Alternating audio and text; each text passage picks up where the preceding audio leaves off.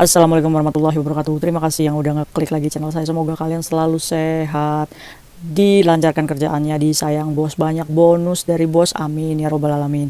Disclaimer dulu nih guys, buat kalian yang udah komen di channel saya pasti akan datang ke channel kalian, tapi saya mohon waktu ya guys, karena posisi saya juga bekerja di sini, jadi saya pasti akan datang ke channel kalian. Sabar, insya Allah saya pasti akan support kalian, kita sama-sama berhasil bersama ya. Sepakat?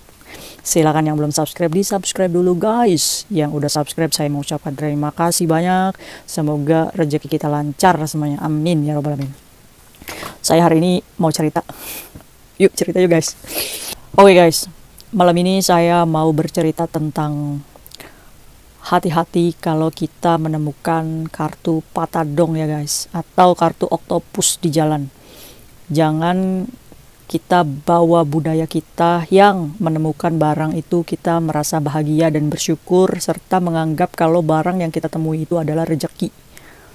Kita hidup di negara Hong Kong, bukan di negara Indonesia ya guys. Jadi kita di sini mengikuti peraturan hukum dan undang-undang yang berlaku di negara orang lain. Kita ini pendatang, kita ini pekerja.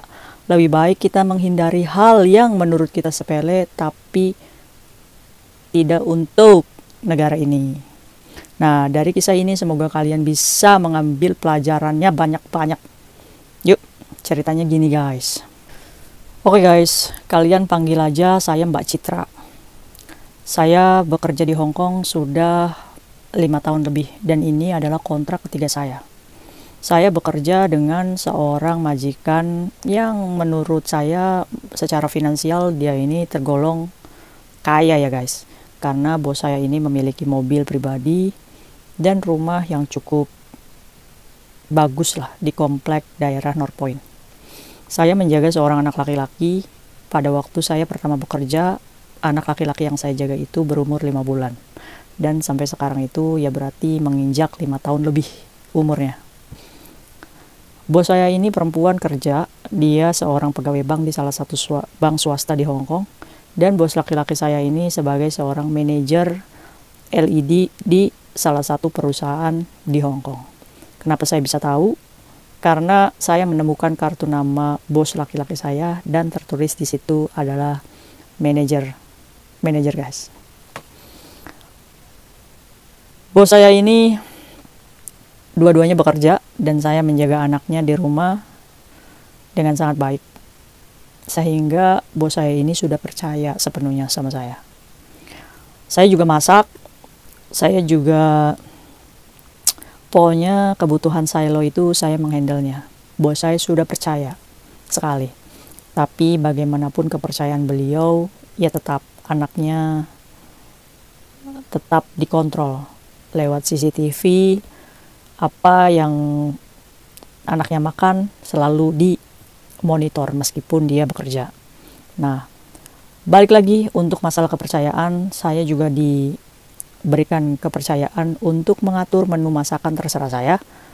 Mereka makan apa yang saya masak, tapi dia itu pengen kalau misalkan masakannya serba fresh, meskipun mahal, it's okay untuk masalah uang. Singkat cerita, saking percayanya bos saya ini sehingga saya kasih pegang sebuah kartu patadong atau oktopus. Nah, buat kalian yang belum tahu, kartu patadong atau oktopus adalah kartu untuk segala pembayaran, dari pembayaran public transportation, belanja, dan di kartu tersebut juga bisa di top up dari bank pribadi. Nah, patadong yang saya punya ini adalah patadong yang sering digunakan untuk belanja. Nah, patadong ini saya diwanti-wanti sama bos, jangan sampai hilang. Dan kamu bisa beli semua kebutuhan seperti susunya silo, seperti ikan fresh kayak salmon dan lain-lain, kayak apa namanya? Telur. Nah, telur ini bos saya juga makannya telur Jepang. Jadi, saya banyak menggunakan patadong ini untuk berbelanja. Singkat cerita guys, konflik ini mulai terjadi pada saat patadong ini saya bawa untuk liburan. Sebenarnya patadong ini nggak akan saya gunakan untuk kebutuhan saya pribadi. Hanya pada saat itu ada di tas saya guys. Lebih tepatnya di dompet saya. Dimasukkan dalam dompet tersebut, patadong itu. Akhirnya saya libur, ya saya bawa patadong kerja saya. Termasuknya itu patadong kerja ya guys, karena saya tidak menggunakan untuk liburan. Akhirnya saya bawa. Saya bertemu dengan teman. Oh by the way, saya mau memberitahu dulu. Nah, patadong kerja saya ini terhubung langsung dengan bank dari bos perempuan saya. Jadi kalau misalkan uang di patadong itu habis, dengan sendirinya patadong itu akan mengisi $500 guys. Jadi kalau $500 itu habis, dengan sendirinya akan di top up dari bank bos saya itu 500. Jadi saya tidak perlu khawatir untuk kekurangan uang belanja. Segitu percayanya bos saya guys sama saya. Nah, kembali lagi, patadong itu saya selapin di dompet saya. Naasnya saya mendapatkan musibah guys, dompet saya jatuh. Dan patadong kerja saya pun ikut terjatuh. Saya ini tipikal orang yang susah untuk jujur sama bos saya. Saya ini terlalu takut. Meskipun saya kerja dengan beliau lama dan mendapatkan kepercayaan, tapi saya ini takut untuk berkata apa adanya. Mungkin karena mereka terlalu baik atau bagaimana sehingga saya takut mengecewakan. Ya, saya tahu itu kesalahan saya. Singkat cerita, besoknya saya ini sadar kalau patadong saya hilang karena dompet saya pun hilang. Banyak yang harus saya urus guys, dari KTP, dari patadong bos saya. Di situ juga ada beberapa kartu penting untuk saya. Cuma yang membuat saya pusing bagaimana saya harus jujur dengan bos saya. Akhirnya guys, rencananya setelah makan malam saya mau jujur sama bos saya. Tapi nggak disangka-sangka bos saya malah manggil saya terlebih dahulu. Saya telat guys untuk berkata apa adanya. Akhirnya saya menghadap tuh bos saya. Bos saya masih makan posisinya. Saya menyiapkan makan malam untuk mereka. Mereka sedang makan dan saya dipanggil dari belakang. Citra, kesini sebentar. Bos saya dengan kalimat yang baik-baik menanyakan kepada saya. Saya udah takut guys. Saya takut sekali. Padahal patadong itu hilang. Maksudnya bukan dipakai saya untuk kepentingan saya, tapi hilang. Tapi saya telat untuk jujur. Akhirnya saya disidang guys. Dia bertanya, apa kamu menggunakan patadong belanja untuk makan di sebuah restoran? Saya kaget. Enggak. Betul. Tapi kok di sini ada keterangan untuk makan di salah satu restoran. Saya shock guys. Shock sekali. Ternyata patadong itu ditemukan oleh seseorang yang menggunakannya untuk makan di sebuah restoran. Untungnya patadong itu 500 masuknya. Akhirnya saya dengan ketakutan saya dikhawatirkan patadong itu digunakan untuk yang tidak-tidak oleh orang lain. Akhirnya saya jujur sama bos saya. Nyonya, saya minta maaf. Tapi kemarin pas saya libur, patadong Anda hilang. Ketakutan itu hilang guys. Saya udah pasrah aja dah. Pokoknya kalau misalkan apapun saya dimarahin, saya siap aja. Bos saya senyum. Kemarin itu, saat kamu menggunakan makan di restoran, saya langsung ngeblokir itu patadong. Karena saya tahu kamu itu tidak mungkin melakukan seperti itu. Wah, gubrak. Kayaknya kenapa saya nggak dari kemarin saya jujur gitu. Kenapa harus telat gitu. Akhirnya bos saya itu sudah mengetahui bahwa patadongnya itu tidak akan mungkin dilakukan untuk yang tidak-tidak oleh saya guys. Akhirnya dengan sendirinya bos saya itu menstop untuk mentransfer dengan otomatis dari tabungannya. Karena apa? Karena kalaupun itu dipakai saya, otomatis saya ini sudah melanggar kepercayaan beliau. Akhirnya di stop tuh. Akhirnya karena saya jujur patadong hilang, akhirnya bos saya itu percaya kalau patadongnya hilang.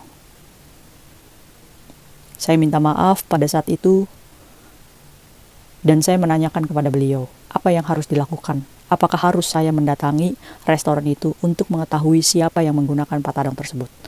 Bos saya cuma berkata seperti ini. tidak usahlah. Biarkan hilang $500 di dalam patadong itu. Yang penting, kamu harus belajar untuk selalu terbuka apapun masalahnya. Saya sangat bersyukur sekali mendapatkan majikan yang luar biasa baik, mengerti. Intinya, kalau kita bekerja jujur, majikan pun akan memaafkan setiap kesalahan kita. Insya Allah ya guys, semoga majikan kalian juga sama seperti majikan Mbak Citra itu. Cuma yang saya jadi marah, siapa yang menemukan patadong itu dan menggunakannya untuk makan di restoran? Oke guys, gimana tuh ceritanya Mbak Citra? Baik banget ya bosnya, semoga bosnya Mbak Citra ini, bos kalian juga sama sebaiknya seperti bosnya Mbak Citra ini. Kehilangan $500, dimaafkan. Tapi, warning aja nih buat kita. Kita bicara buruknya guys. Kalau bosnya Mbak Citra ini adalah orang yang disiplin dalam hukum, jangankan $500, dia hilang patadong dan digunakan oleh orang lain. Kalau sampai diusut, orang yang menggunakan patadong itu untuk makan di restoran bisa kelacak. Kalian gak percaya? Karena patadong itu terhubung dengan handphonenya yang bersangkutan. Transaksi apapun yang menggunakan patadong tersebut otomatis ada di handphonenya. Nah, Hong Kong itu kecil guys. Kita kalau makan misal di Jordan, ada itu restorannya, nama restorannya.